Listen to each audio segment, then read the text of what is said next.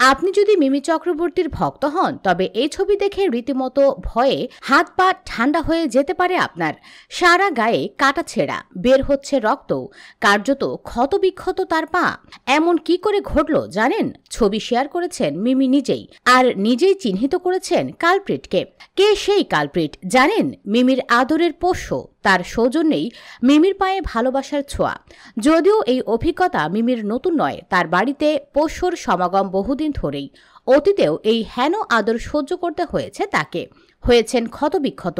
কিছুদিন আগেই মুক্তি পেয়েছে টলিউড অভিনেত্রী মিমির ছবি আলাপ। পরিচালনায় ছিলেন প্রেমেন্দু বিকাশ চাকি। মিমির বিপরীতে দেখা গিয়েছিল অভিনেতা আবির চট্টোপাধ্যায়কে। সেই ছবি বক্স অফিসে মোটামুটি ব্যবসা করেছে। খুব শিগগিরই ঢালিউড অভিনেতা শাকিব খানের সঙ্গে তুফান ছবিতে দেখা যাবে এই অভিনেত্রীকে। অন্যদিকে এই মুহূর্তে রাজনীতি থেকে মিমির অবস্থান অনেকটাই দূরে। দলের প্রতি ক্ষোভ উগরে দিয়ে তিনি মুখ্যমন্ত্রীকে এক চিঠি লিখে সাংসদ পদ থেকে চেয়েছিলেন অব্যাহতি।